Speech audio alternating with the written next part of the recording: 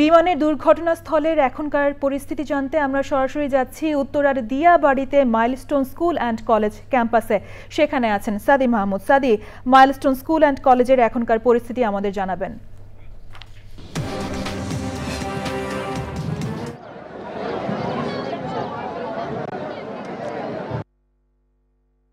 আসলে সবশেষ অবস্থা যদি আপনাকে জানাতে চাই, এখন পর্যন্ত কিন্তু একটা উত্তেজনাকর পরিস্থিতি বিরাজ করছে। সকাল 11টার পর থেকেই এই পরিস্থিতি সৃষ্টি হয় এবং আমি কিন্তু সকাল 7টা থেকে এই এলাকায় অবস্থান করছি এবং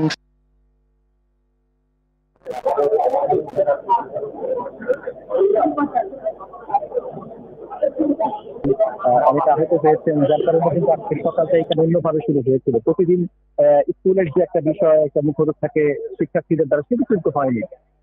11টার দিকে শিক্ষার্থীদের একটা মানববন্ধন করার কথা ছিল। তারা বলেছিল যে সব স্কুলের সব শিক্ষার্থীরা আসবে এবং তারা শান্ত হয়ে এই মানববন্ধনটি পালন করবে এবং তারা শোক প্রকাশ করবে।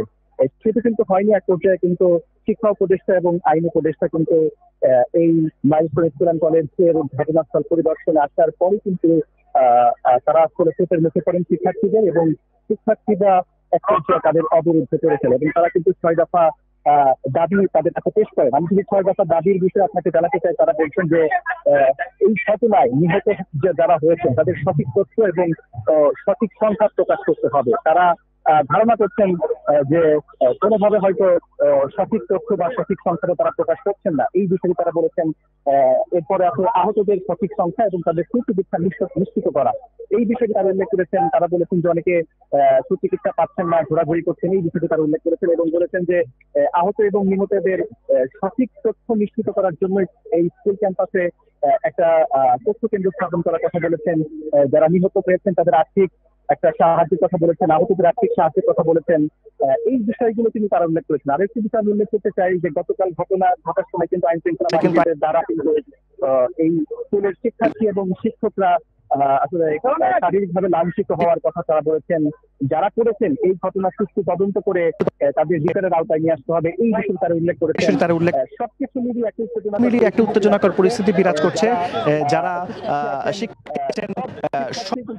একে একে আসছেন এবং যারা আইন উপদেষ্টা যারা আছেন, শিক্ষা উপদেষ্টা এবং প্রধান উপদেষ্টা প্রেস সচিব, তারা কিন্তু এখনো এই স্কুল ক্যাম্পাসে অবরুদ্ধ অবস্থায় আছেন।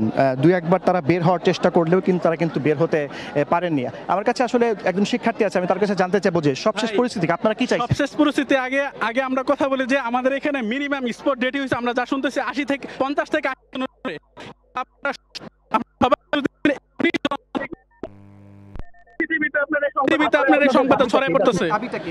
আজকে আমাদের দাবি, আমি মূলত এখানে এখন আসছি, মানে আমি যা জানি আমার ফ্রেন্ড সার্কেল সবাই এখানে ছিল। আমাদের কথা এখান থেকে কেন দেওয়া হবে?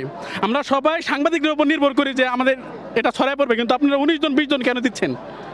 কালকে থেকে আজকের মতো মিনিমাম 150 জন বলা হয়েছে অলরেডি যে আপনি ডেথ হয়েছে, আপনারা সবাই বলতেছেন 21 জন 20 জন কেন?